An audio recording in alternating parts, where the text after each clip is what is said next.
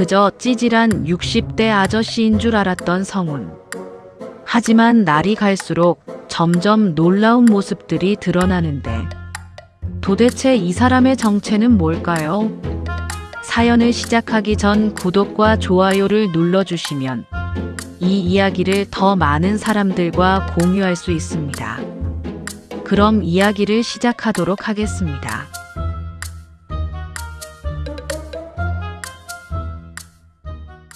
너무나 유창한, 아니 유창한 정도가 아니라 사실상 원어민이나 다름없는 영어를 구사하는 성훈. 저는 그를 쳐다보며 물었습니다. 성훈 씨, 도대체 당신 정체가 뭐예요? 성훈은 뒷머리를 극적거리며 배시시 웃으며 대답했습니다. 정체요? 제가 무슨 정체랄 게 있나요? 그냥 이성훈이라는 사람이죠.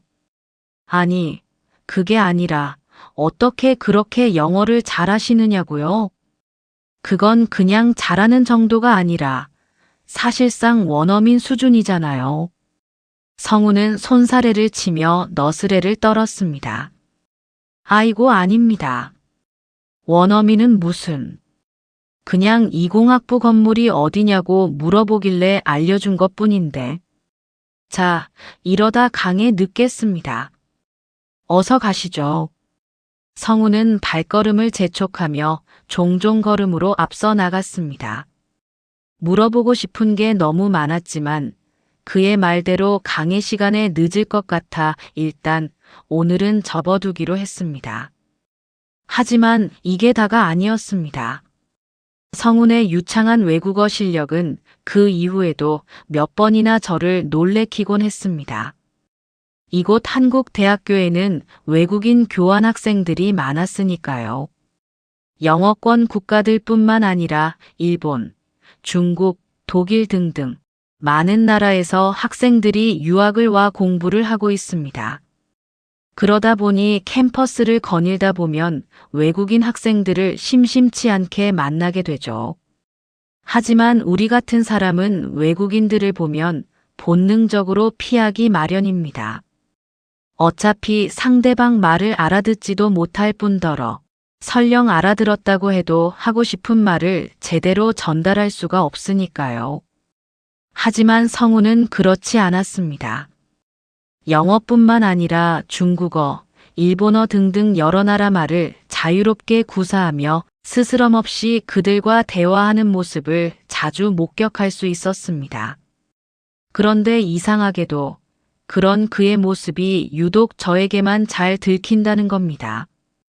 왜 그런지 이유는 잘 모르겠지만요. 어쨌든 성훈에 대한 궁금증은 점점 더 커져가고 있었습니다.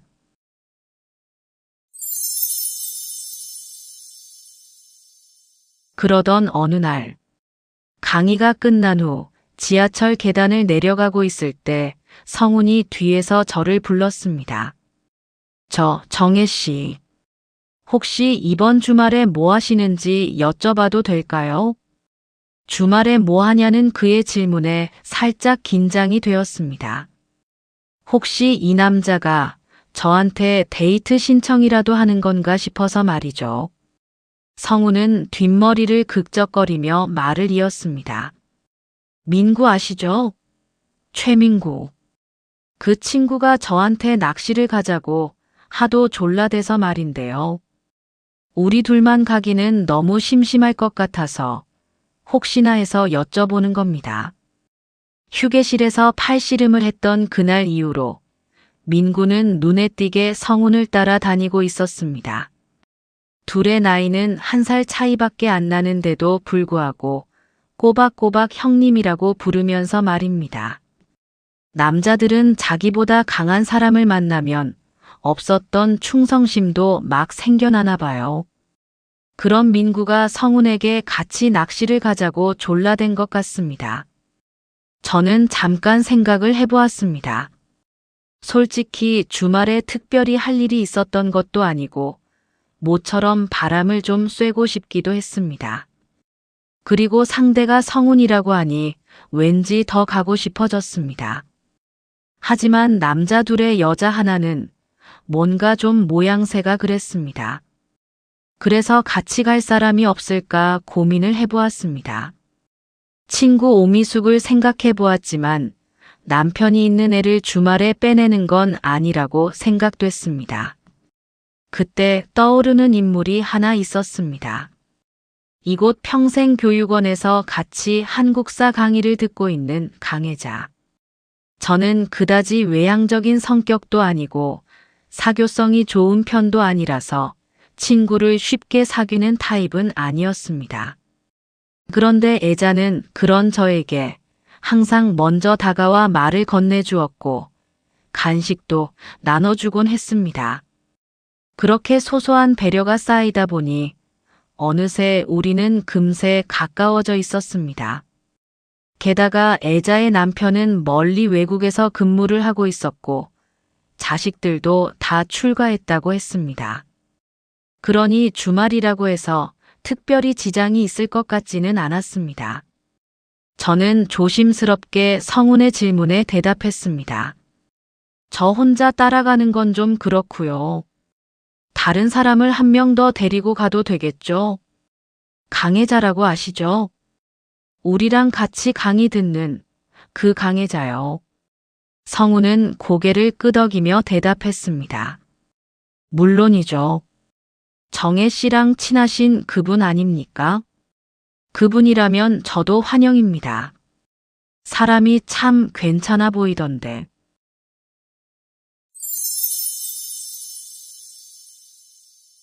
주말 아침. 성훈, 민구, 애자, 그리고 저, 이렇게 네 사람은 같은 차를 타고 어딘가로 떠나고 있었습니다. 민구의 말 한마디에 시작된 낚시터로 말입니다. 아직 해가 완전히 기세를 올리기 전이라서 그런지 도로 위에는 평일의 조급함 대신 느슨한 여백이 깔려 있었습니다.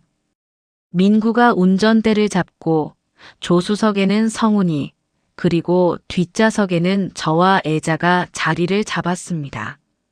차가 도시를 벗어나자 창밖 풍경이 서서히 바뀌기 시작했습니다. 회색 건물들은 뒤로 밀려나고 대신 들판과 낮은 산자락, 아직 이슬이 마르지 않은 논이 모습을 드러냈습니다.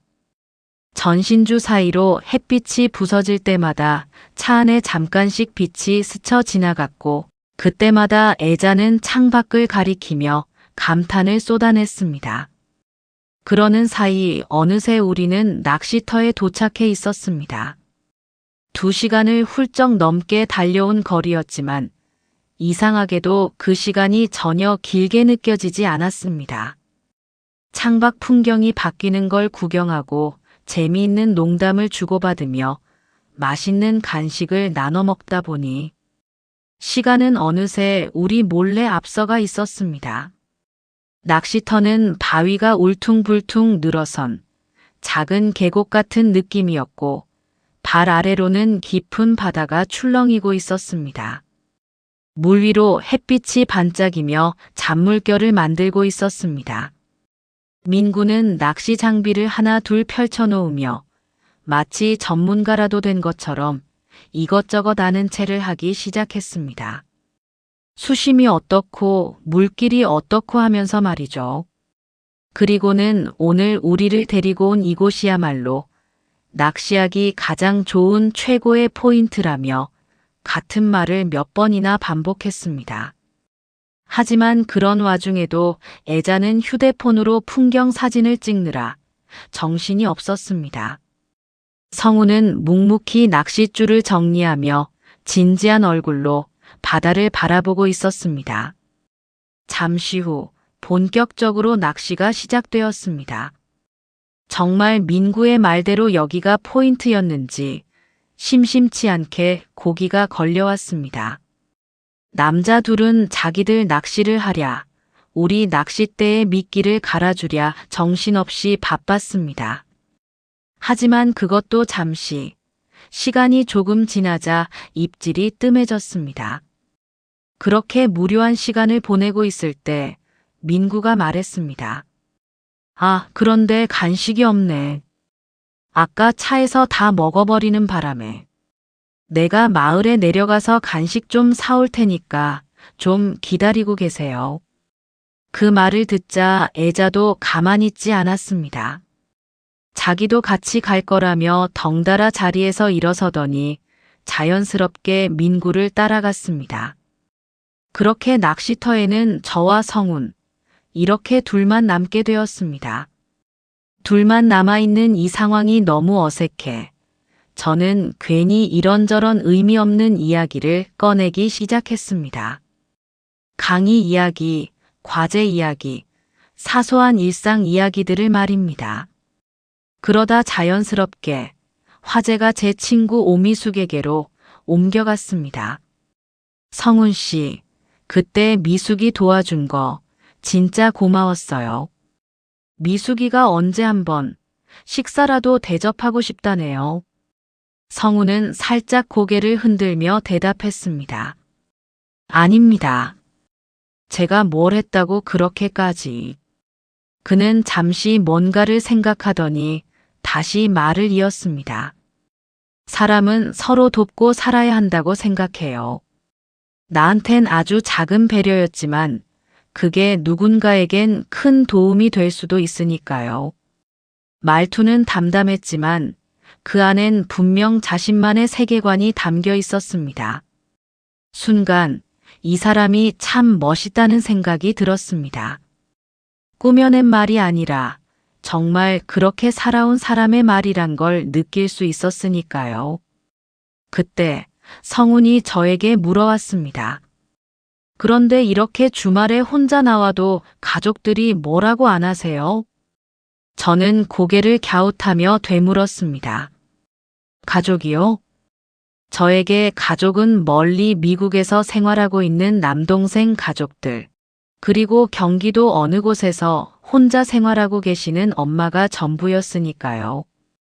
그러니 제가 주말에 낚시터를 온다고 해서 뭐라 할 사람은 애초에 없었습니다.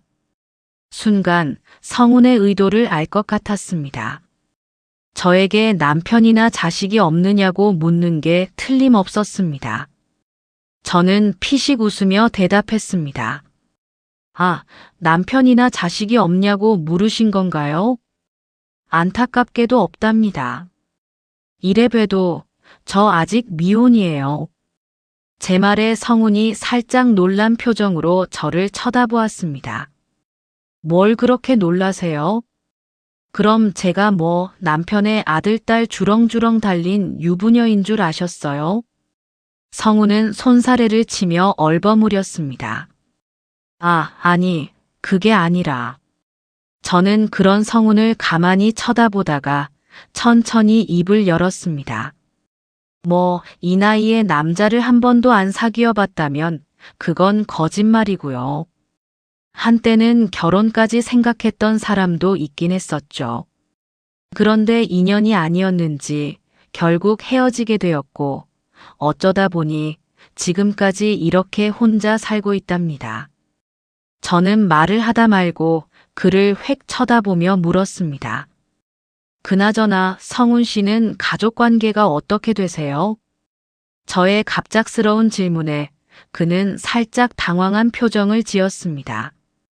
그리고는 이내 뒷머리를 극적거리며 천천히 입을 열었습니다.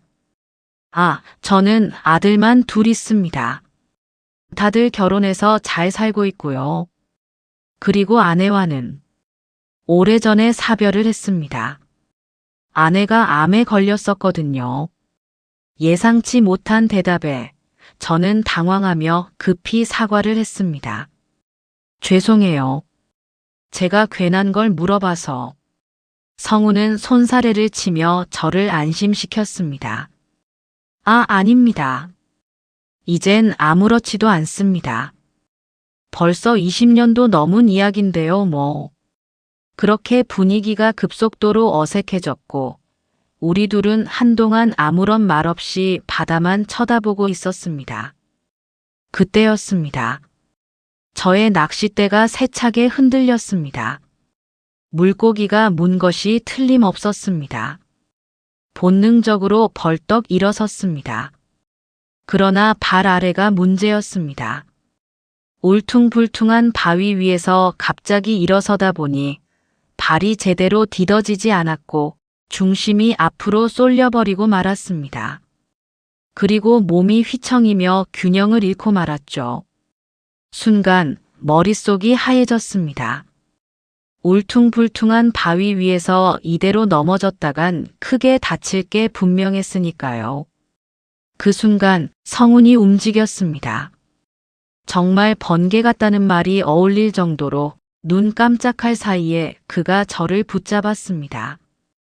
그의 한 손은 저의 등을 받치고 있었고 다른 한 손은 제 허리를 단단히 붙잡고 있었습니다. 마치 제가 그의 품 안에 안겨있는 모양새가 되어버렸습니다. 순간 숨이 멎는 줄 알았습니다.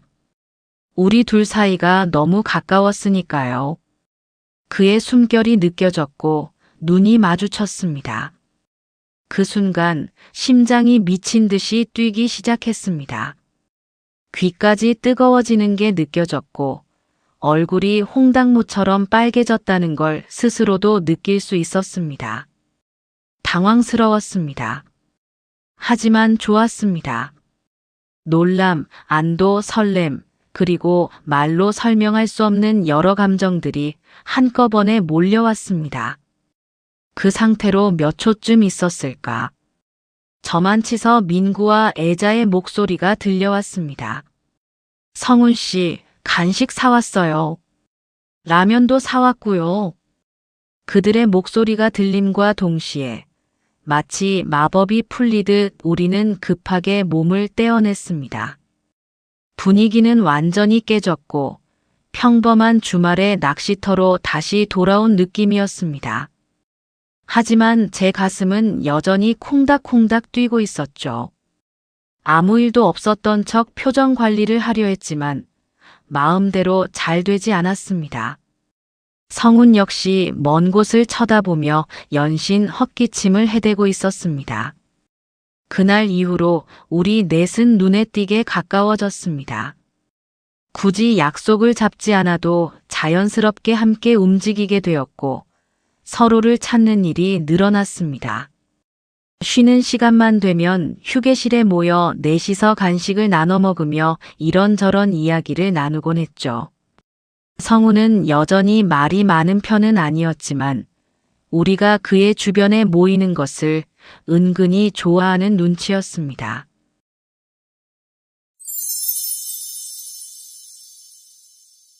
며칠 후 저녁을 먹은 뒤 차를 마시며 쉬고 있는데 휴대폰이 진동하였습니다. 옛 직장 후배 서영주로부터 걸려온 전화였습니다. 반가운 마음에 얼른 전화를 받았죠. 서로의 근황을 물어보며 한참 동안 수다를 떤 뒤 영주는 본론을 꺼냈습니다. 현재 직장에서 퇴직자들을 대상으로 계약직 직원을 고용하고 있는데 저도 한번 지원을 해보라는 거였습니다. 자세한 내용을 들어보니 마음이 살짝 동했습니다. 오후 2시부터 6시까지 4시간만 근무를 하면 되고 하는 일은 문서 수발이라고 했습니다. 저는 30살부터 30년 동안 방송국 행정직원으로 근무하다가 작년에 정년퇴직을 하였습니다. 그러니 방송국 문서 업무야 그야말로 환히 꿰고 있었죠. 처음 해보는 일도 아니고 시간도 오후에 4시간만 하면 된다고 하니 꽤 구미가 당겼습니다. 물론 제가 꼭 일을 해야 하는 입장은 아니었습니다. 책임져야 할 남편이나 자식이 있는 것도 아니고 사는 것이 그렇게 팍팍한 것도 아니었으니까요. 그래도 뭔가 할 수 있는 일이 있다면 좀 더 좋겠다는 생각이 들었습니다. 그래서 전화를 끊자마자 컴퓨터를 켜 이력서와 자기소개서를 작성하기 시작했습니다. 30년 가까이 한 직장만 다니다가 정년퇴직을 하였으니 이력서와 자기소개서를 쓰는 일이 너무 낯설고 어려웠습니다. 그 순간 예전에 누군가에서 들었던 말이 떠올랐습니다. 인생은 60부터라고. 어쩌면 그 말이 맞는지도 모르겠다는 생각이 들었습니다. 60까지 살아온 인생을 1회차라고 한다면 이제부터는 2회차 인생을 살아가야 할 것 같습니다.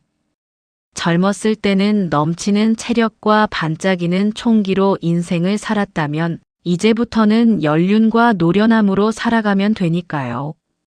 그렇게 앞으로의 인생을 그려보고 있자니 갑자기 엄마 생각이 났습니다.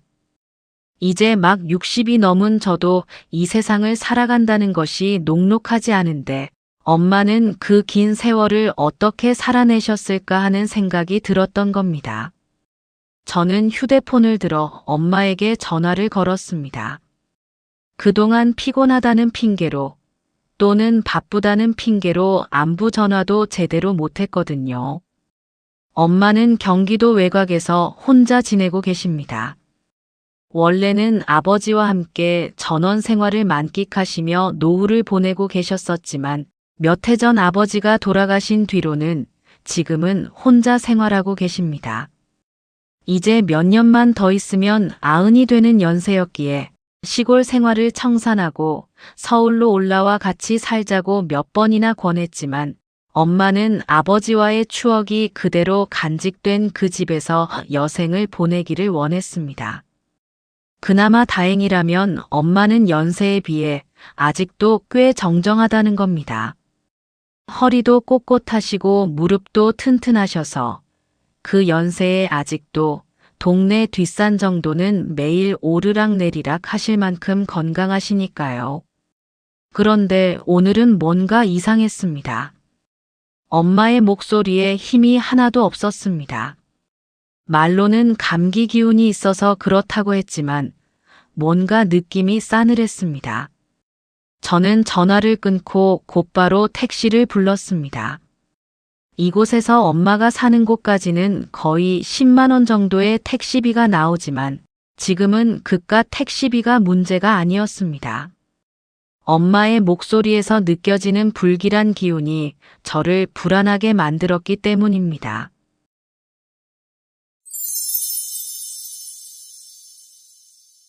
잠시 후 엄마 집에 도착해 보니 엄마는 머리를 싸매고 누워 계셨습니다.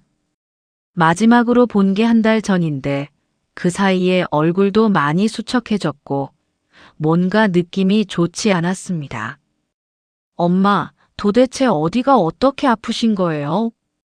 이렇게 누워만 계실 게 아니라 저랑 같이 당장 병원으로 가요. 하지만 엄마는 한사코 저를 말렸습니다. 아니야, 병원은 무슨. 지금 시간이 몇 시인데 병원이야? 저는 고개를 저으며 엄마의 말을 가로막았습니다. 그럼 일단 저랑 같이 서울로 가요. 그리고 내일 아침 저하고 같이 서울에 있는 큰 병원에 가요. 엄마는 갑자기 땅이 꺼져라 한숨을 푹 내쉬며 눈물을 글썽였습니다. 그리고는 제 손을 잡으며 떨리는 목소리로 말을 꺼냈습니다. 정혜야, 사실은 내가 몸이 아픈 게 아니고 마음이 아픈 거야. 저는 엄마의 말이 금방 이해되지 않아 눈을 껌뻑거리며 되물었습니다. 마음이 아프다니 그게 무슨 말이에요? 사실은 말이다.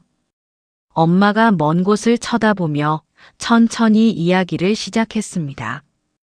몇 주 전 엄마는 낯선 번호로 걸려온 전화 한 통을 받았습니다. 상대는 젊은 남자였는데 목소리가 정중했고 말소리도 또박또박했습니다. 박말순 씨 맞으십니까? 낯선 사람이 자신의 이름을 부르자 엄마는 본능적으로 자세를 바로 하며 대답했습니다. 예, 제가 박말순인데 누구세요? 저는 수원지방검찰청 금융범죄과의 최민식 수사관입니다. 네, 어디라고요? 늙은 엄마에게 검찰청이라는 단어는 낯설기 그지없었습니다. 수원지방검찰청이요. 검찰청 모르세요? 검찰청이요? 경찰서랑 비슷한 데인가요? 굳이 설명을 하자면 경찰서보다 좀 더 높은 곳입니다. 하여간 제가 지금 전화를 드린 이유는 다름이 아니라 박말순 씨 명의로 된 통장이 최근 범죄에 연루된 정황이 확인되어 연락드렸습니다. 엄마는 놀란 목소리로 되물었습니다. 내 통장이요? 내 통장이 나쁜 일에 사용됐다고요? 네, 그렇습니다. 아무래도 박말순 씨 통장이 보이스 피싱 범죄에 사용된 것 같습니다. 보이스 피싱. 이 단어는 엄마도 잘 알고 있었습니다. 뉴스에서도 주변 사람들에게서도 수없이 들은 말이었으니까요. 그런 나쁜 일에 자신의 통장이 사용되었다는 말에 엄마는 손을 바들바들 떨었습니다. 전화기 너머 남자의 말이 이어졌습니다. 이 건은 현재 수사 중이고 박말순 씨가 피해자인지 공범인지 확인이 필요한 상황입니다. 엄마는 떨리는 목소리로 간신히 대답을 했습니다. 아니, 나는 그런 거 모릅니다. 나는 그저 집에만 있었는데. 남자는 다소 누그러진 말투로 대화를 이어갔습니다. 저 역시 어르신이 고의로 하신 건 아니라고 생각합니다. 그래서 이렇게 직접 연락을 드린 겁니다. 다만 공범 여부를 확인하지 않으면 계좌가 즉시 동결될 수 있고 그 안에 있는 자금 역시 압류 절차로 넘어갈 수 있습니다. 압류라는 단어에 엄마의 가슴이 세차게 뛰었습니다. 엄마는 숨을 몰아 쉬며 물었습니다. 그럼 제가 뭘 어떻게 하면 됩니까? 남자는 친절하게 설명을 시작했습니다. 너무 겁먹을 필요는 없으시고요. 지금부터 제가 말씀드리는 대로만 하시면 됩니다. 일단 수사 보안을 위해 이 일은 가족들께도 알리면 안 됩니다. 특히 자녀분들한테 연락하시면 안 됩니다. 잘못하면 오히려 혼란을 키울 수 있으니까요. 엄마는 고개를 끄덕이며 대답했습니다. 네, 알겠습니다. 아무한테도 말 안 하겠습니다. 걱정하지 마십시오. 남자는 그런 엄마를 칭찬하며 말을 이었습니다. 좋습니다. 지금처럼만 하시면 됩니다. 지금부터는 보안 절차에 따라 제가 계속 통화를 유지하겠습니다. 혹시 전화가 끊기면 수사 방해로 오해를 받을 수 있습니다. 그러니 제가 끊기 전까지는 절대 전화를 종료하지 마세요. 엄마는 그가 시키는 대로 한치의 의심도 없이 따랐습니다. 남자는 먼저 엄마의 휴대전화로 문자를 보냈고 화면을 열어 확인만 하라고 했습니다. 그런 지시는 며칠 동안 반복됐고 그는 그 모든 과정이 계좌를 보호하기 위한 공식 절차라고 설명했습니다. 엄마는 그 말을 철석같이 믿은 채 남자가 시키는 대로 따랐습니다. 그 사이 계좌의 돈은 어딘가로 줄줄 새어나가고 있었지만 이 모든 것이 검찰의 배려라 믿었던 엄마는 조금의 의심도 하지 않았습니다. 그러던 어느 날부터 남자에게서는 더 이상 전화가 오지 않았습니다. 그렇게 며칠이 흐른 뒤에야 엄마는 현실을 자각하게 되었습니다.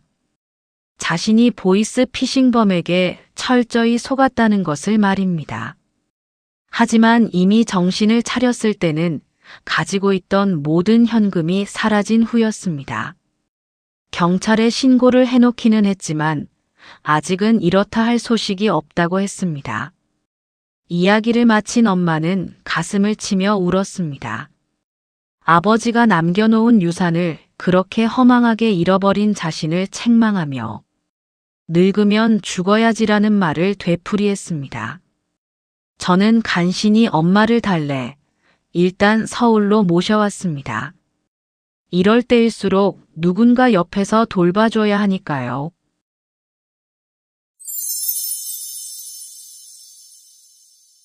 며칠 후 한국사 강의가 끝나고 집으로 향하던 중 성훈이 조용히 옆으로 다가오며 물었습니다. 정혜 씨, 요새 뭐 안 좋은 일이라도 있으신 건가요? 안색이 안 좋아 보이세요. 저는 잠시 고민을 하다가 나지막한 목소리로 입을 열었습니다. 그게 집에 엄마가 와 계신데 좋은 일로 오신 게 아니라서요.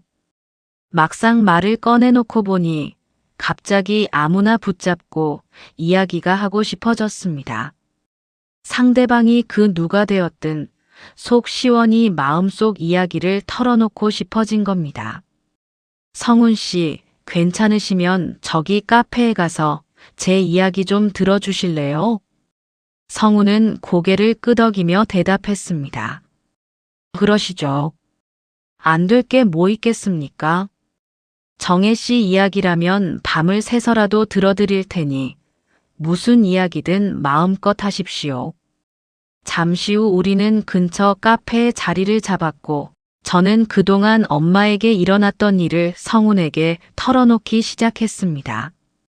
물론 이 사람인들 이 문제를 해결할 수 없다는 걸 잘 알고 있었지만 그래도 이렇게 이야기라도 하고 나면 마음이 좀 후련해질 것 같았으니까요. 그리고 저의 이야기를 마치 자기 일처럼 진지하게 들어주는 그가 고마웠습니다. 누군가 그러더라고요. 한국 남자들의 가장 큰 문제는 상대방의 이야기에 공감하지 못하고 어떻게든 해결책을 제시하려고만 애쓴다고 말입니다. 여자들은 이 이야기에 100% 공감합니다. 여자들이 누군가에게 속내를 털어놓을 때는 그 문제를 해결해 달라는 것이 아니라 내 이야기를 진지하게 들어주고 함께 공감해 주기를 바라는 겁니다. 그런데 성훈은 저의 이야기를 진지하게 들어주며 진심으로 공감해 주었습니다. 특별한 해결책을 제시해 주지 못하더라도 이렇게 진지한 자세로 이야기를 들어주는 것만으로도 마음이 많이 풀렸습니다.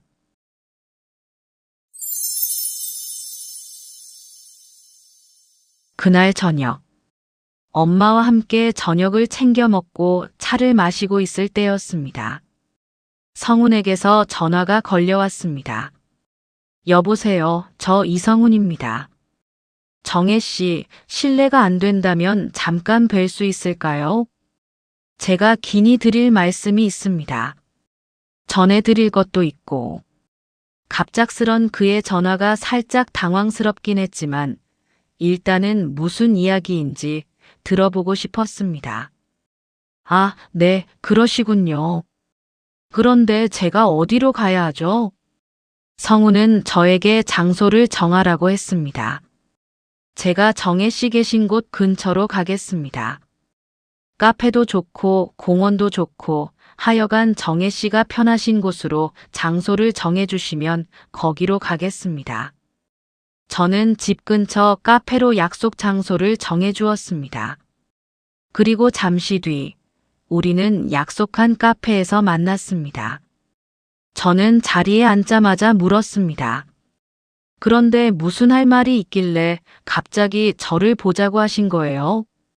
성훈은 잠시 뜸을 들이더니 천천히 말을 꺼냈습니다. 저기, 정혜 씨, 오해하지 말고 들어주세요. 제가 모아놓은 돈이 조금 있어요. 그런데 막상 그 돈을 쓸 데가 없어서 고민하던 중이었는데 오늘 정혜 씨 이야기를 듣고 결심하게 되었습니다. 정혜 씨 어머니께서 잃어버린 그 돈, 제가 해결해 드리고 싶습니다. 저는 그의 말이 얼른 이해되지 않아 멀뚱멀뚱 그를 쳐다보았습니다. 성훈은 머리를 극적거린 다음 다시 말을 이어나갔습니다. 그러니까 제가 정혜 씨에게 3억을 드릴 테니까 그 돈을 어머니에게 주세요. 그리고 그 보이스 피싱범을 검거했고 그 돈도 다시 찾았다고 말해주세요. 안 그러면 어머니 병 나세요. 갑작스러운 그의 말이 당황스럽기도 했고 어처구니가 없기도 했습니다. 그리고 그에게 3억이 있다는 말이 쉽사리 믿기지도 않았습니다. 3억이나 현금이 있는 사람이 맨날 허름한 옷차림에 지하철을 타고 다닌다는 것이 납득이 되질 않았으니까요. 물론 저도 30년 직장 생활로 받은 퇴직금이 3억 정도 있긴 하지만 저야 뭐 운전을 할 줄 몰라서 지하철을 타고 다니는 거고요. 저는 성훈을 쳐다보며 단호하게 말했습니다. 성훈 씨, 마음은 고마운데요. 이건 아닌 것 같아요. 그리고 도대체 그렇게 큰 돈이 어디서 난 거예요? 혹시 잘못된 돈은 아니겠죠? 떳떳하지 못한 방법으로 생긴 돈 말이에요. 저의 말에 성훈이 피식 웃으며 대답했습니다. 그런 돈 아닙니다. 그럴 리가 있겠습니까? 이건 정말 제가 열심히 일해서 모은 돈이니까 걱정하지 않으셔도 됩니다. 정혜 씨, 냉정하게 생각을 해보세요. 아니, 돈을 달라는 것도 아니고 주겠다는 사람이 뭐하러 거짓말을 하겠습니까? 빌려주는 것도 아니고 이자를 달라는 것도 아니고 그냥 주겠다는데 말입니다. 뭐라고 반박할 말이 없었습니다. 제가 아무 말도 못하고 있자 성훈이 다시 이야기를 시작했습니다. 정혜 씨, 너무 깊게 고민하지 마시고 그냥 제 말대로 하세요. 일단 어머니는 살려야 하지 않겠습니까? 저대로 두면 어머니 큰일 나요. 마음의 병이 육신의 병보다 더 무섭다는 거 잘 아시잖아요. 그래도 찜찜하시면 이렇게 하시죠. 이 돈을 저한테 빌리는 걸로 말이죠. 하지만 그 대신 아주 특별한 방법으로 돈을 갚는 걸로 하시죠. 아주 특별한 방법이라는 말에 저는 고개를 갸웃하며 그를 쳐다보았습니다. 그는 제 얼굴을 똑바로 쳐다보며 목소리에 힘을 주어 말했습니다. 앞으로 1년 동안 일주일에 3번 한국사 강의가 있는 날 저랑 같이 점심을 먹어주면 됩니다. 물론 점심은 제가 삽니다. 정혜 씨는 저와 함께 행복하고 기분 좋게 같이 점심을 드시기만 하면 됩니다. 어떻습니까? 이 정도 조건이면 정말 파격적이지 않습니까? 저는 도대체 무슨 말을 어떻게 해야 할지 몰라 눈만 껌뻑거리며 그를 쳐다보고 있었습니다. 이 사람이 저에게 이렇게까지 호의를 베풀어야 할 이유가 없었으니까요. 저는 정신을 가다듬고 물었습니다. 성훈 씨, 요새 젊은 애들 말로 혹시 지금 플러팅 하시는 거예요? 그러니까 저를 꼬시는 거냐고요? 성훈은 저의 눈빛을 피하지 않고 대답했습니다. 플러팅이든 꼬시는 거든 하여간 저랑 같이 점심 드실래요? 아니면 어머니께서 저렇게 병들어 시들어가는 걸 그냥 지켜만 보실래요? 그 순간 예전에 2004년쯤에 방영했던 드라마 하나가 생각났습니다. 소지섭 주연의 미안하다 사랑한다라는 드라마 말입니다. 그 드라마에서 남자 주인공이 했던 대사 중에 나랑 밥 먹을래? 아니면 같이 죽을래 했던 그 말이 생각났습니다. 그래서 저도 모르게 피식 웃음이 새어나왔습니다. 하지만 성훈은 저의 웃음을 오케이라는 뜻으로 받아들인 것 같았습니다. 지금 그 웃음은 승낙으로 이해하면 되겠죠? 좋습니다. 그럼 다음부터는 강의 끝나면 집에 가기 전에 같이 점심 먹는 걸로 알고 있겠습니다. 장소와 메뉴는 제가 정하는 걸로 하겠습니다. 아, 물론 정혜 씨가 드시고 싶은 게 있으시면 언제든지 말씀하셔도 됩니다. 저는 그게 아니라고 말을 하려다가 그만두기로 했습니다. 정확한 이유는 모르겠지만 왠지 더 이상은 거절하기가 싫었으니까요. 돈이 문제가 아니라 그냥 그와의 식사가 재미있을 것 같다는 느낌이 들었습니다. 그렇게 해서 일주일에 3번 저는 성훈과 함께 점심을 먹게 되었습니다. 그리고 그는 저와의 약속대로 3억이라는 거금을 빌려주었고 저는 그 돈을 엄마에게 다시 전달해 주었습니다. 엄마에게는 보이스 피싱범이 체포되었고 다행히 돈도 찾을 수 있었다고 둘러댔습니다. 엄마는 제 말을 믿었고 매일같이 하나님 감사합니다를 습관처럼 읊조렸습니다. 그리고 이번 기회에 엄마는 고집을 꺾고 경기도 집을 처분하기로 했습니다. 그 대신 저와 함께 서울에서 살기로 마음을 정했습니다. 그와의 점심은 늘 소박했습니다. 짜장면, 볶음밥, 돼지국밥 이런 음식이 주를 이루었고 가끔씩 삼겹살이나 삼계탕을 먹는 날도 있었습니다. 저는 식사를 할 때마다 그에 대해 궁금한 것들을 이것저것 물어보았지만 그는 언제나 뒷머리를 극적거리며 대충 둘러대기만 할 뿐 속 시원한 이야기를 해주진 않았습니다.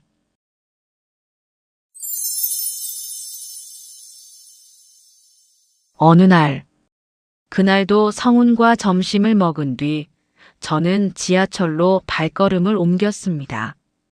평소 같으면 점심 후 커피 한 잔을 마신 뒤 헤어지겠지만 오늘은 성훈이 급한 볼일이 생겨 점심만 먹고 헤어질 수밖에 없었습니다. 그때 누군가 등 뒤에서 저를 불렀습니다. 고개를 돌려보니 박 실장이 서 있었습니다. 박 실장은 저에게 다가오며 물었습니다. 오늘은 커피는 안 마시고 그냥 가시나 봐요? 강의 끝나면 항상 둘이서 점심 먹고 커피까지 마시고 헤어지잖아요. 그는 저와 성훈의 일을 속속들이 알고 있는 것 같았습니다. 살짝 기분이 상했지만 최대한 표정 관리를 하며 대답했습니다. 오늘은 성훈 씨가 좀 바쁜 일이 있다고 해서 그렇게 되었어요. 그럼 오늘 커피는 저하고 마시면 어떻겠습니까? 박 실장이 능글맞은 웃음을 흘리며 물었습니다. 내가 정혜 씨한테 할 말이 좀 있는데 커피 마시면서 이야기하면 어떻겠습니까? 저는 한 걸음 뒤로 물러서며 물었습니다. 무슨 이야긴데 그러세요? 그냥 여기서 하면 안 될까요? 그는 고개를 세차게 흔들며 대꾸했습니다. 에이, 여기서 할 이야기면 내가 굳이 커피를 마시자고 하겠습니까? 그러지 말고 저기 저 커피숍에 가서 잠깐 이야기 좀 하시죠. 썩 내키지는 않았지만 무슨 이야기인지 일단 드러나 보자 싶어 그를 따라 커피숍으로 들어갔습니다. 잠시 후 주문한 커피가 나오자 박 실장은 제 눈치를 슬쩍 살피더니 천천히 이야기를 꺼냈습니다. 정혜 씨, 그냥 솔직히 물어보겠습니다. 이성훈 그 사람하고는 무슨 사이입니까? 같이 점심도 먹고 커피도 마시고 그러던데 혹시 둘이 사귀는 겁니까?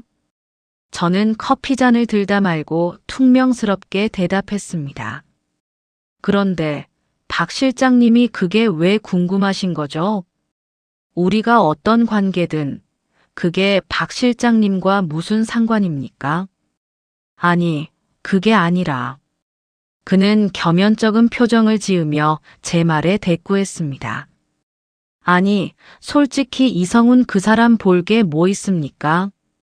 만약 둘이 깊은 관계가 아니라면 이번 기회에 나랑 한번 사귀어 보는 건 어떻습니까? 네, 뭐라고요? 저는 너무 어이가 없어 그를 쏘아보았습니다. 하지만 그 역시 물러서지 않고 저를 똑바로 쳐다보며 이야기를 이어나갔습니다. 아니, 솔직히 그 사람, 돈도 별로 없잖아요. 내가 며칠 가만히 지켜보니까 맨날 짜장면이니 국밥이니 이런 것만 먹더구만요. 그의 말에 하마터면 웃음을 터뜨릴 뻔했습니다. 현금 3억을 그 자리에서 입금시켜줄 수 있는 사람한테 돈이 없다니. 너무 어이가 없었습니다. 다만 그의 입맛이 서민적이고 소탈해서 그런 음식을 좋아할 뿐인데 박 실장은 우리가 돈이 없어서 궁상맞은 데이트를 하는 줄 알았던 모양입니다. 하지만 이런 사실을 알 리가 없었던 그는 계속해서 저를 설득시켰습니다. 정혜 씨, 우리도 이제 60이 넘어 곧 70을 바라보는 사람들입니다. 하루를 살아도 재미있고 여유롭게 살아야 하지 않겠습니까? 음식을 먹어도 고급지고 몸에 좋은 거, 그런 걸 먹어야죠. 그런데 지질이 궁상인 그 사람하고 지내서야 되겠습니까? 이번 기회에 마음 고쳐 먹고 저에게 오십시오. 제가 매일같이 몸에 좋은 음식만 대접하고 여왕님처럼 모시겠습니다. 이성훈 그 인간보다야 제가 훨씬 낫지 않습니까? 저는 달달이 나라에서 연금도 나오고 모아놓은 현금도 꽤 있습니다. 거기다가 30평짜리 아파트도 한 채 가지고 있고 얼마 전에 새로 뽑은 중형차도 한 대 있고요. 그때 누군가 불쑥 우리 테이블에 합석을 했습니다. 깜짝 놀라 쳐다보니 성훈이었습니다. 성훈은 자리에 앉자마자 박 실장의 말에 맞장구를 쳤습니다. 그럼요, 그럼요. 우리 박 실장님 대단한 건 제가 잘 알죠. 나라에서 연금도 나오고 모아놓은 현금도 많고 30평짜리 아파트도 있고 새로 뽑은 자가용도 있고 거기다가 마누라도 있고 자식들도 셋이나 있다는 거 잘 알고 있습니다. 저는 놀란 표정으로 박 실장을 쳐다보았습니다. 그는 항상 자신이 이혼남이라고 입버릇처럼 말해왔기 때문입니다. 자기가 군에 있을 때 마누라가 바람을 펴서 이혼을 했다고 말입니다. 저는 헛웃음을 흘리며 물었습니다. 아니, 박 실장님 이혼했다고 하지 않으셨어요? 그는 당황한 표정을 지으며 성훈을 윽박질렀습니다. 어이, 이성훈, 지금 무슨 소리를 하는 거야? 내가 무슨 마누라가 있어? 이혼한 지가 벌써 10년도 넘었는데. 성훈은 피식 웃음을 흘리며 그의 말에 대꾸했습니다. 그러세요? 그런데 어쩌다가 아직까지 서류 정리를 안 했을까요? 서류상에는 여전히 부인으로 등록되어 있던데. 그리고 며칠 전에는 백화점에서 결혼 기념 선물도 사주시는 거 내가 봤는데. 박 실장은 갑자기 어버버거리며 제대로 대답을 하지 못했습니다. 성훈은 멈추지 않고 밀어붙였습니다. 참, 그리고 40년 동안 군복무를 하셨다고 그랬죠. 그런데 왜 서류에는 면제되었다고 기록되어 있을까요? 참, 사기 전과만 10개가 넘는 사람이니 군대 서류도 조작을 했으려나. 갑자기 박 실장이 자리에서 벌떡 일어나며 소리쳤습니다. 당신 뭐야? 왜 남의 뒷조사를 하고 다니는 거야? 나 당신 고소할 거야. 성훈도 자리에서 일어서며 맞받아쳤습니다. 네, 마음대로 하세요. 고소를 하든 뭘 하든 할 수 있는 건 다 하세요. 박 실장은 숨을 씩씩거리며 성훈을 한참 노려보다가 그냥 그대로 밖으로 나가버렸습니다. 성훈이 다시 자리에 앉으며 말했습니다. 정혜 씨, 많이 놀라셨죠? 네, 조금 놀랐어요. 그런데 방금 전 성훈 씨가 한 말 다 사실이에요? 아니, 그보다 여긴 어떻게 오신 거예요? 성훈은 조금 전 있었던 상황을 천천히 설명해 주었습니다. 다른 약속이 생겨 급히 발걸음을 옮기던 중 문득 제가 걱정되어 뒤를 돌아보았다고 합니다. 그런데 그 순간 박 실장이 저에게 다가와 말을 걸고 있는 것이 보였던 겁니다. 아무래도 찜찜한 마음이 들어 우리를 따라 들어왔다는 것이 그의 설명이었습니다. 그건 그렇다 치고 박 실장이 거짓말한 건 어떻게 아셨어요? 저는 여전히 궁금증 가득한 표정으로 그에게 물었습니다. 그게 말이죠. 저번에 박 실장이 자기 손목 시계를 자랑하면서 그러더라고요. 이게 그 유명한 롤렉스 시계인데 군대 시절 자기가 큰 공을 세워 사단장에게 특별히 받은 선물이라고 말입니다. 그런데 제가 롤렉스 시계를 좀 볼 줄 알거든요. 한때 제가 명품 시계를 좀 좋아했던 적이 있어서. 그런데 그건 분명 가짜였어요. 제가 전문가는 아니지만 그 정도는 구분할 수 있거든요. 그래서 아무래도 좀 이상한 생각이 들어서 조용히 그 인간에 대해서 좀 알아봤습니다. 그랬더니 참 가관이더군요. 양아치도 그런 양아치가 없더라고요. 사기 전과만 10개가 넘고 거기다가 폭력 전과도 있고 말입니다. 아마 여기도 한국사 강의를 듣고 싶어 온 게 아니라 다른 뜻이 있었던 게 아닐까 싶습니다. 또 사기를 칠 대상을 물색하고 있었던 것인지 아니면 우리가 모르는 또 다른 꿍꿍이가 있었던 건지. 저는 너무 어이가 없어서 한숨을 푹 내쉬었습니다. 그동안 그런 인간하고 한 교실에서 강의를 듣고 간식을 나눠 먹고 했다는 게 너무나 끔찍하게 느껴졌습니다.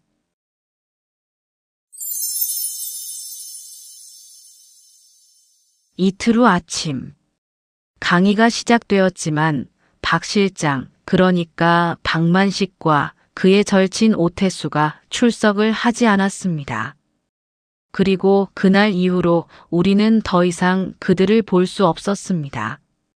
왜 갑자기 그들이 나오지 않는지 아무도 알지 못했고 이런저런 소문만 무성하게 나돌기 시작했습니다. 물론 저와 성우는 그 모든 사연을 알고 있었지만 우리는 서로 약속이나 한 듯 굳게 입을 다물었습니다. 하지만 시간이 흐르면서 그들의 존재는 점점 잊혀져 갔고 우리는 우리 나름대로 각자의 삶을 열심히 살아가고 있었습니다. 그 사이 엄마의 경기도 집은 좋은 값에 잘 팔렸고 엄마는 저와 살림을 합쳤습니다. 저와 성우는 여전히 일주일에 3번 점심을 함께 먹으며 아주 천천히 서로의 거리를 좁혀가고 있었습니다. 그러던 어느 날 제 휴대폰으로 문자 하나가 도착했습니다. 서류 전형에 통과했으니 면접을 보라는 거였습니다. 저번에 후배 영주가 지원해보라고 했던 그 일 말입니다.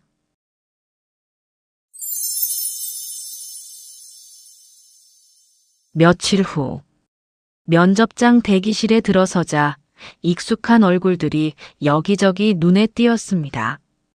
지금은 퇴직을 해 나름대로의 삶을 살아가고 있었지만 한때는 모두 이곳에서 젊음과 열정을 불태웠던 사람들이었죠. 저보다 선배들도 간간히 보였지만 전체적으로는 비슷한 연배가 더 많았습니다. 보통 면접장 대기실이라고 하면 팽팽한 긴장감으로 가득하기 마련이지만 이곳의 분위기는 사뭇 달랐습니다. 마치 동창회 모임처럼 오랜만에 재회한 사람들끼리 포옹을 나누고 악수를 하며 그동안 밀린 이야기를 풀어놓느라 분주했으니까요. 그러는 사이 한 명 한 명 호명이 되어 면접장으로 들어갔고 드디어 제 차례가 되었습니다. 면접장에 들어간 저는 자리에 앉아 호흡을 가다듬었습니다. 막상 면접장에 들어오니 묵직한 긴장감이 온몸 가득히 느껴졌으니까요. 그렇게 호흡을 조절한 다음 주변을 슬쩍 둘러보았습니다. 정면에는 4명의 면접관이 앉아 있었습니다. 모두 익숙한 얼굴들이었습니다. 한때는 모두 제 후배들이었죠. 그 중에는 저에게 전화를 걸어 입사 지원을 권했던 후배 서영주도 앉아 있었습니다. 심지어 이들 중 한 사람은 제가 직접 면접을 보고 뽑은 사람이었습니다. 하지만 지금은 제가 그들 앞에 앉아 뽑아주기를 바라는 입장이 되어 있었습니다. 세월이란 게 참 무상했고 인생이란 게 참 아이러니했습니다. 그렇게 면접을 보고 돌아온 그날 저녁 한 통의 문자가 도착했습니다. 면접에 합격했으니 다음 주 월요일부터 출근을 하라는 거였습니다. 그렇게 저의 삶에 또 다른 변화가 찾아왔고, 이전보다는 조금 더 바쁜 삶을 살아가게 되었습니다. 월요일, 수요일, 금요일 오전에는 한국사 강의를 들으러 다니고, 월요일부터 금요일까지 오후에는 파트타임으로 직장을 다니고, 그런 와중에도 성훈과의 점심은 꼬박꼬박 열심히 먹고 있었습니다.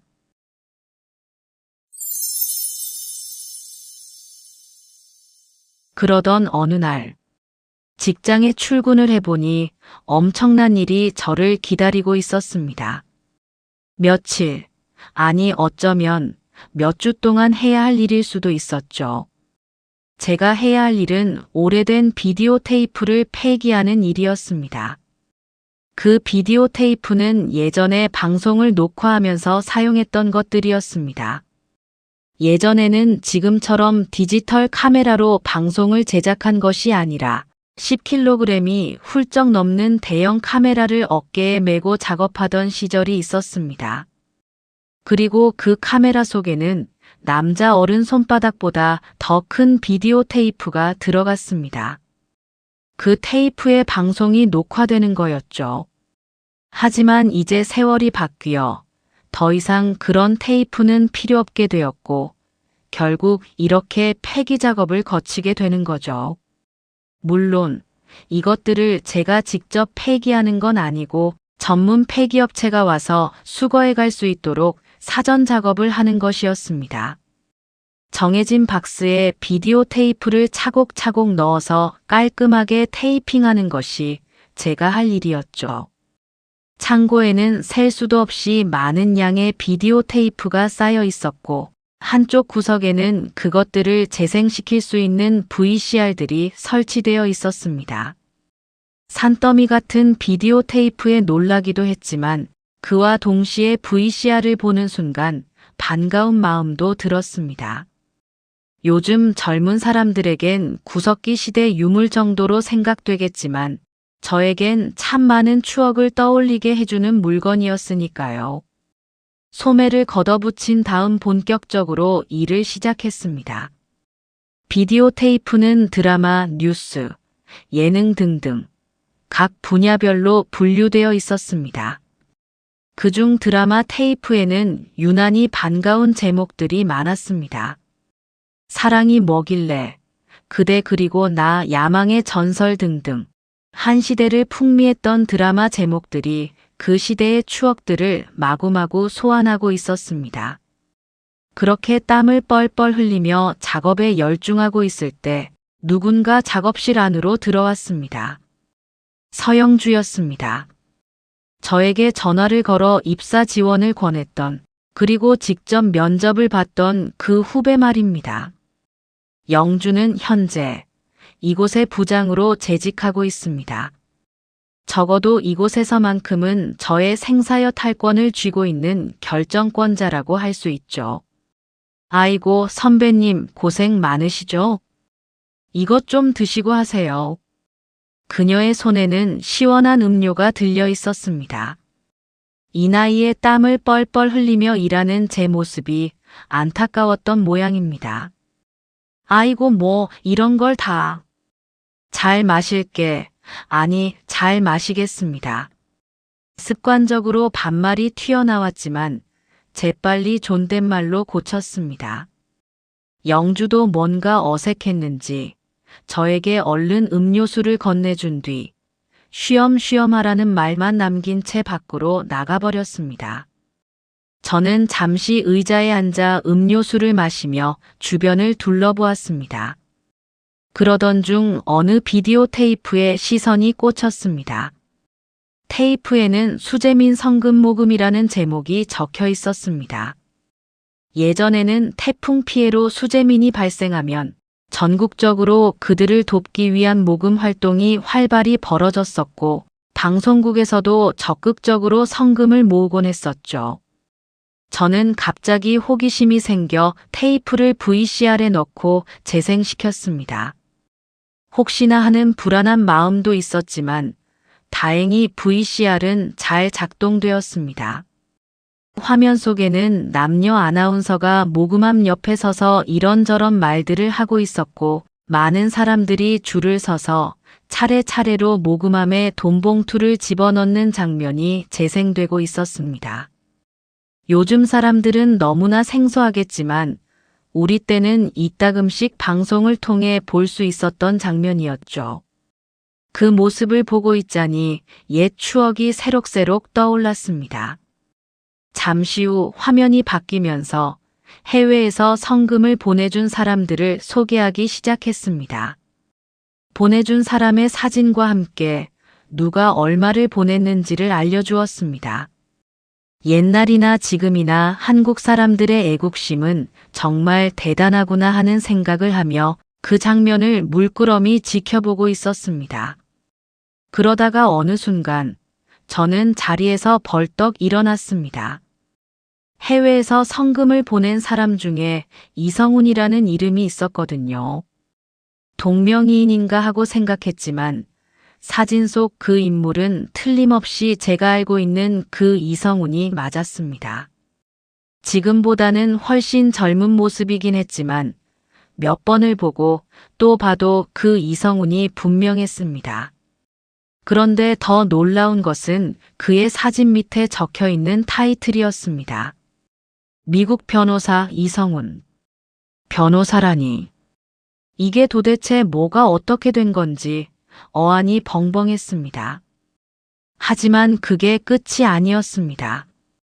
정신을 못 차리고 있는 저에게 또 한 번의 카운터 펀치가 날아왔습니다. 그가 보낸 성금의 액수가 무려 1억이나 되었으니까요. 지금도 1억이면 꽤 큰 돈이지만 당시 1억은 지금의 수십억 원과 맞먹는 가치였을 겁니다. 그렇게 큰 돈을 수재민을 위해 쾌척할 정도의 재력이라면 그저 그런 별 볼 일 없는 변호사가 아니라 정말 잘 나가는 변호사라는 뜻이니까요. 그 순간 지금까지 겪었던 일들이 주마등처럼 휘리릭 스쳐 지나갔습니다. 사채업자들을 만나 채권 추심이 어쩌고 저쩌고 했던 장면, 자기 마음대로 수고비를 거두려고 했던 박만식의 위법 행위를 조목조목 지적했던 장면, 그리고 얼마 전 그의 거짓말과 사기 행각을 다 밝혀냈던 장면, 그리고 3억이나 되는 거금을 한 번에 입금해 주었던 장면. 지금까지는 이해되지 않았던 모든 내용들이 한순간 정리가 되고 있었습니다.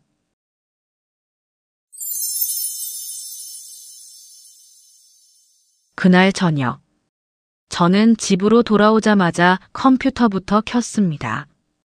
그리고 곧장 인터넷에서 이성훈이라는 이름을 검색해 보았습니다. 어쩌면 그 사람은 제가 생각하는 것보다 훨씬 더 대단한 사람일지도 모르겠다는 생각이 들었거든요.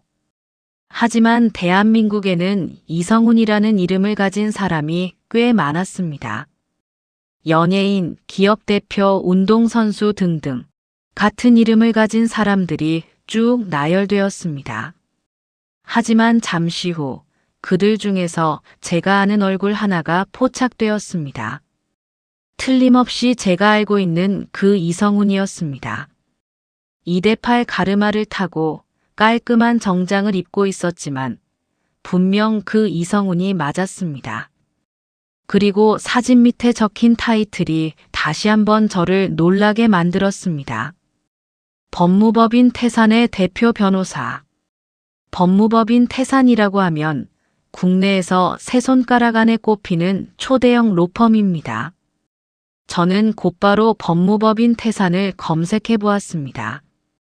인터넷에 적혀 있는 내용에 따르면 소속 변호사만 해도 수백 명에 달하고 전직 대법관과 검찰 수뇌부 출신들이 핵심 파트너로 포진해 있다고 했습니다.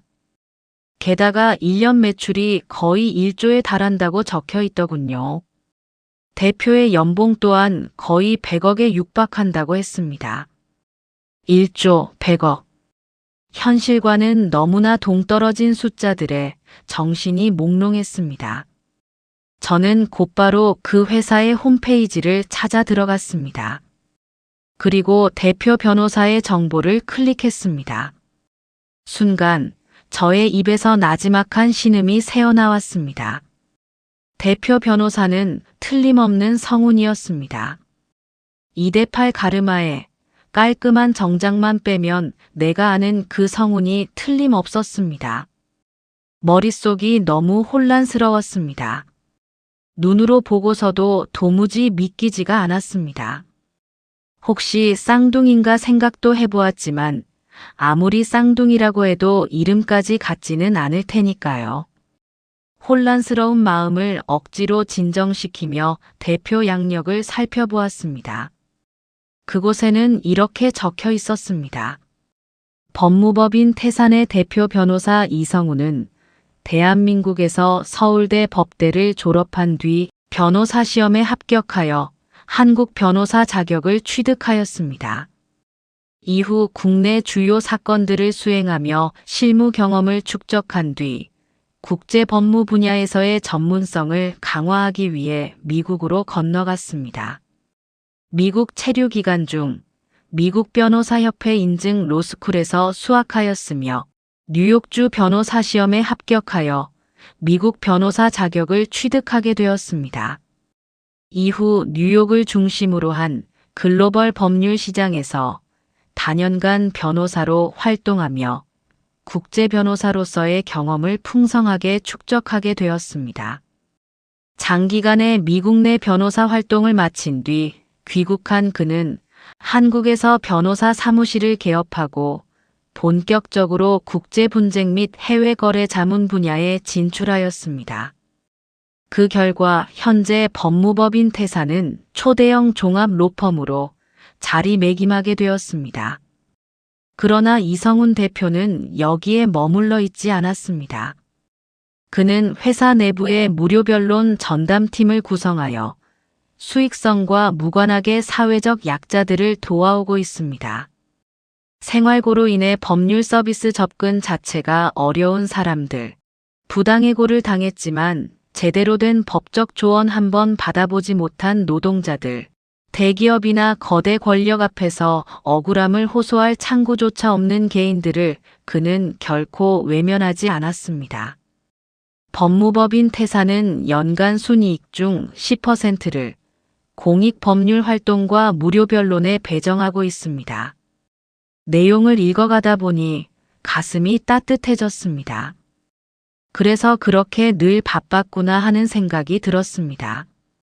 어느 날 함께 점심을 먹다 갑자기 급하게 자리를 뜨던 기억이 떠올랐습니다. 그 모든 퍼즐이 조용히 맞춰지는 기분이었습니다. 하지만 이것만으로는 부족했습니다. 그에 대해 궁금한 것이 너무 많았거든요. 저는 나무 위키를 열어 그에 대한 정보를 검색해 보았습니다. 역시 제 예상대로 그에 대한 정보가 수록되어 있었습니다. 한국에서 세 손가락 안에 드는 대형 로펌의 대표라면 충분히 그럴 만했으니까요.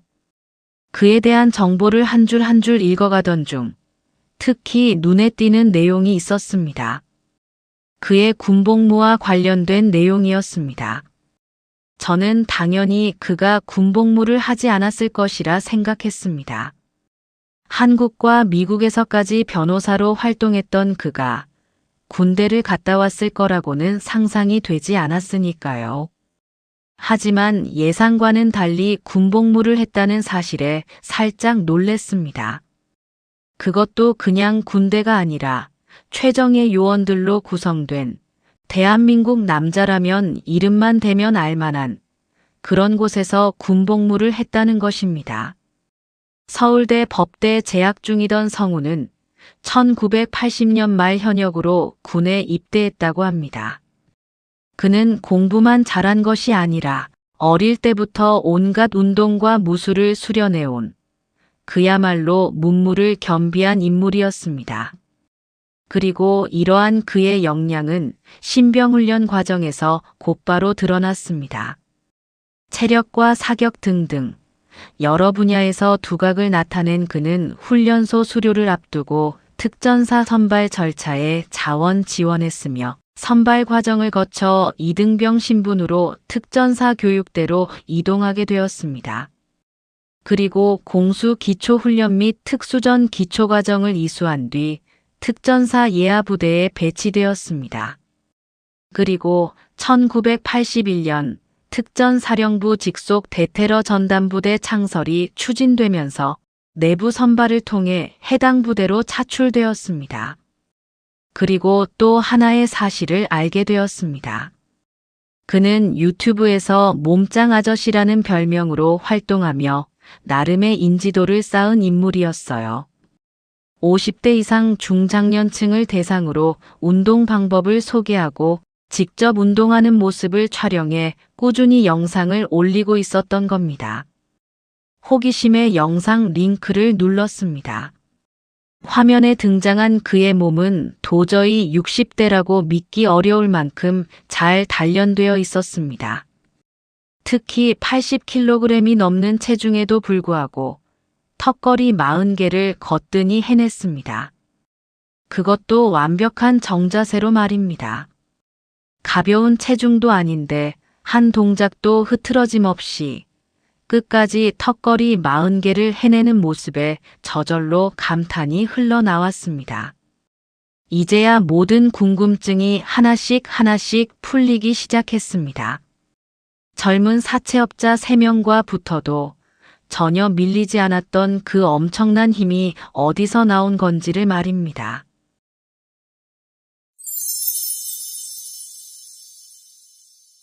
그러던 어느 날 퇴근을 하고 집으로 가던 중 낯선 자가용 한 대가 제 앞에 멈추어 섰습니다.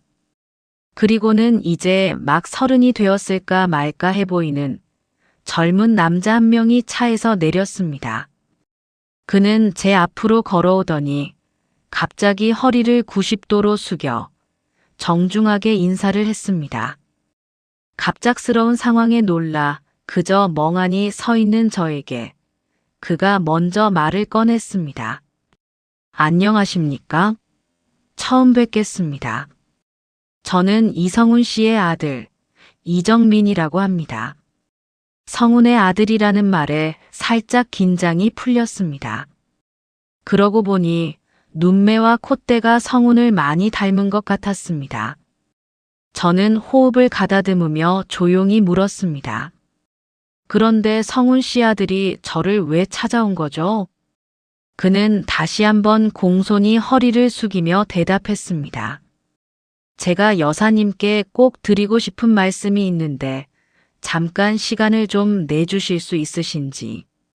잠시 고민이 되기도 했지만 성훈의 아들이 도대체 저에게 무슨 할 말이 있는지 궁금해서 견딜 수가 없었습니다. 그래서 결국 그와 함께 근처 커피숍으로 향했습니다. 평일 저녁이라 그런지 커피숍은 한산했습니다. 잠시 후 주문한 음료가 나왔고 정민은 저에게 명함을 건네주었습니다. 법무법인 태산, 변호사 이정민.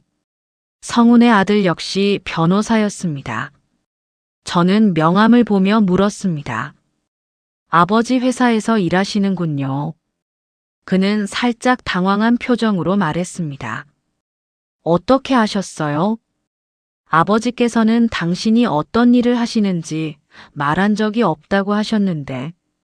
저는 살짝 미소를 지으며 대답했습니다. 그게 설명을 하자면 좀 복잡한데 하여간 얼마 전에 우연한 기회에 알게 되었어요. 아버지께서 법무법인 태산의 대표라는 것, 그리고 특전사 출신에 지금도 엄청 건강하신 분이라는 것도 알게 되었죠. 아, 그러셨군요. 그는 뒷머리를 극적거리며 난감한 표정을 지었습니다. 그 모습이 마치 성훈을 보는 것 같아 저도 몰래 웃음이 피식 새어나왔습니다.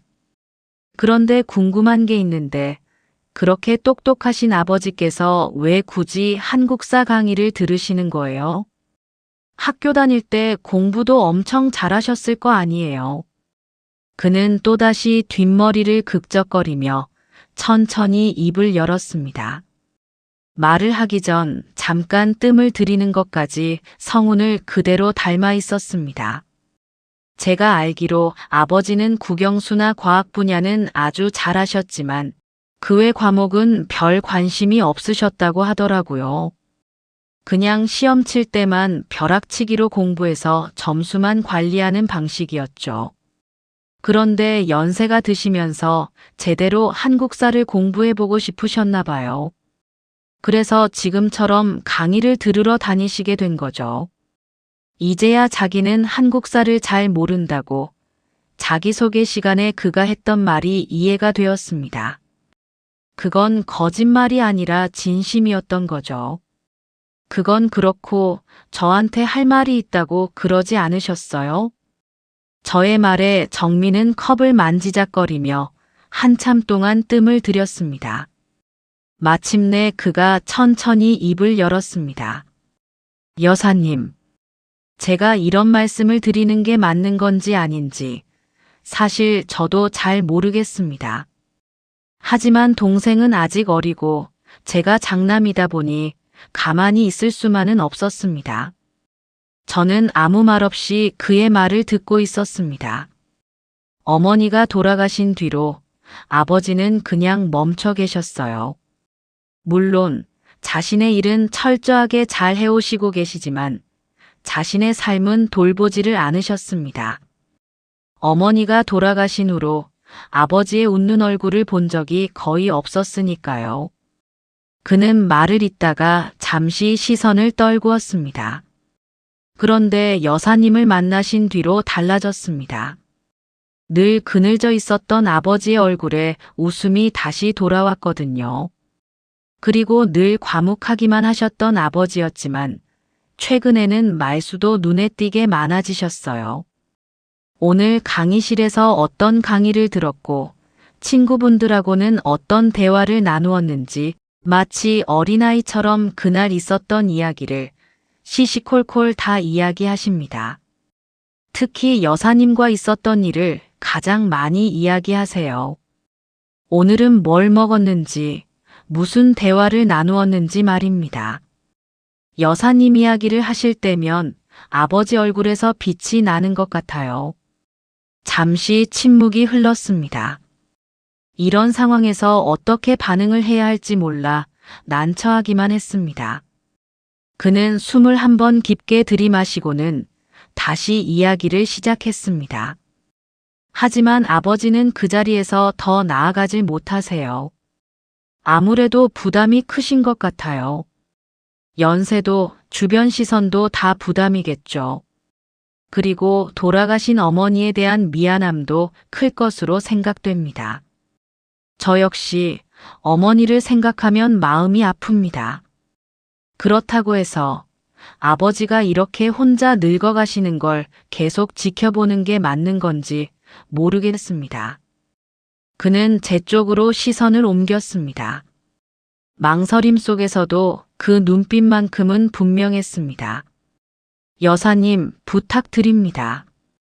여사님께서 아버지를 이끌어 주세요. 아버지 스스로는 절대 한 발자국도 앞으로 나가지 못하실 겁니다. 누군가 손을 내밀어 주지 않으면 아버지는 끝까지 그 자리에 서 계실 거예요. 무례한 부탁이라는 거 잘 압니다. 하지만 아버지의 미래가 지금 이대로 멈춰버리는 건 자식으로서 너무 괴로운 일입니다. 그러니 여사님께서 아버지에게 먼저 손을 내밀어 주세요. 그의 말을 듣는 동안 제 머릿속은 어지러웠습니다. 성훈과 함께하는 시간이 길어질수록 제 마음속에서도 애틋한 감정이 싹트고 있었으니까요. 그게 사랑의 감정인지 그저 편안한 안식을 느끼는 감정인지는 잘 모르겠지만 어쨌든 그와 함께 있는 시간이 행복하고 따뜻한 것만은 틀림없었습니다. 그렇다고 새삼 이 나이에 누군가를 사랑하고 새롭게 인간관계를 시작한다는 것이 결코 쉬운 일은 아닐 겁니다. 젊을 때의 사랑은 무모해서 가능했던 것들이 많았습니다. 상처를 받아도 회복이 빠를 거라는 설명할 수 없는 자신감이 있었고, 잘못되면 다시 시작하면 된다고 쉽게 말할 수 있는 여유도 있었습니다. 하지만 지금은 다릅니다. 지금의 저는 다시 시작할 체력도, 다시 무너질 용기도 없었으니까요.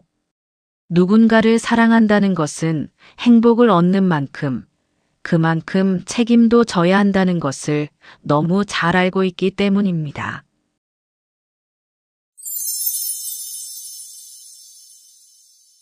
다음 날 아침, 한국대학교역에서 내려 지하철 계단을 올라가고 있을 때 제 옆으로 성훈이 슬며시 다가왔습니다.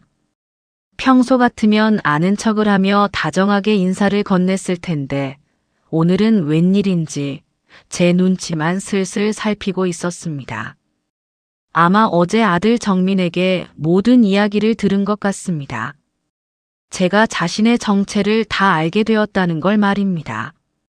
우리는 아무 말 없이 묵묵히 계단을 올라갔습니다. 그렇게 그날은 하루 종일 서로 어색한 침묵을 유지하며 시간을 보내고 있었습니다. 우리의 침묵은 점심 식사 시간에도 그대로였습니다.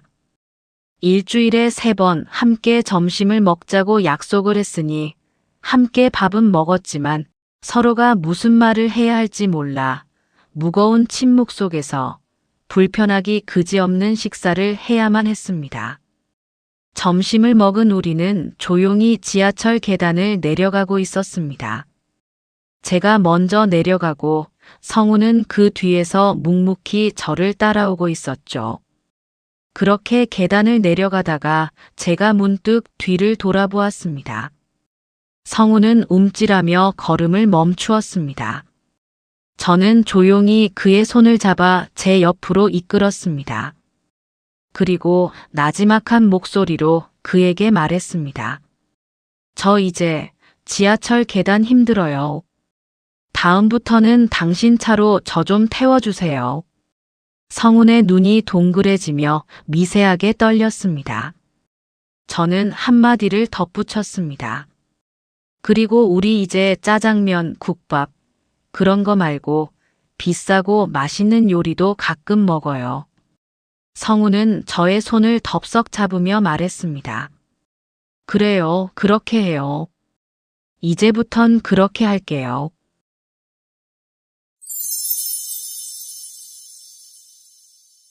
이틀 후 아침, 한국대학교 평생교육원 주차장에는 벌써 많은 차들이 주차해 있었습니다. 이곳 수강생들 대부분이 중장년층이다 보니 아침잠들이 별로 없어 다들 일찌감치 등원을 한 거였죠. 그들은 건물로 들어가기 전 잠시 주차장에 모여 이런저런 수다를 떨고 있었습니다. 특히 오늘은 민구가 대화를 주도하고 있었습니다. 왜냐하면 최근에 그는 자가용을 새로 뽑았거든요. 그것도 그랜저로 말입니다.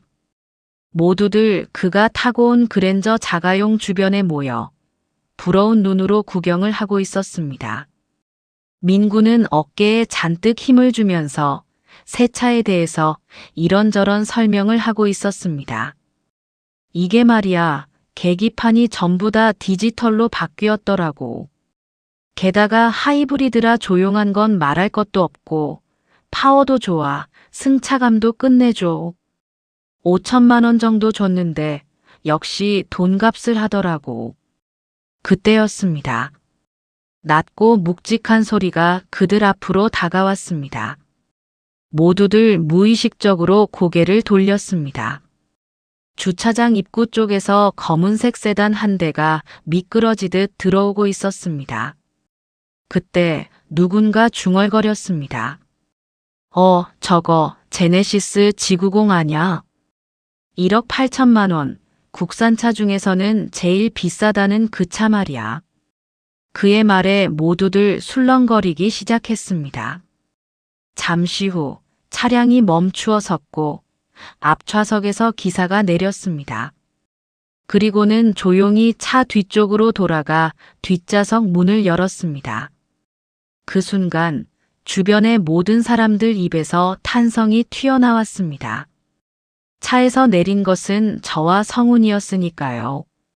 순간 모든 시선이 성훈에게로 쏠렸습니다. 늘 후줄근한 옷만 걸치고 다니던 그였지만 오늘은 아니었습니다. 딱 봐도 고급스럽기 그지없는 최고급 정장을 갖춰 입고 있었거든요. 거기다가 2대8 가르마로 깔끔하게 정돈된 머리까지. 성훈을 본 모든 사람이 탄성을 내질렀습니다. 그리고 어느새 민구가 우리 앞에 다가와 소리를 질러댔습니다. 아이고, 성훈 형님 아니십니까? 이게 도대체 어떻게 된 일입니까? 이 차는 뭐고 이 양복은 또 뭡니까? 하루 사이에 도대체 무슨 일이 있었던 거예요? 아니, 그리고 정혜 씨는 왜 같이 계신 거죠? 성훈은 별일 아니라는 듯 시큰둥한 말투로 대답했습니다. 민구 왔구나. 자, 그만 수업 들어가자. 정혜 씨, 들어가시죠. 저는 살짝 미소를 지으며 그의 팔짱을 꼈습니다.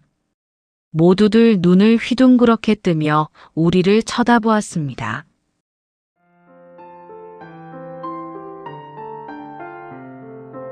끝까지 이야기를 들어주셔서 진심으로 감사드립니다. 오늘의 이야기가 당신에게 작은 즐거움을 드렸다면 앞으로도 더 재미있는 이야기를 전해드릴 수 있도록 구독과 좋아요를 눌러주세요.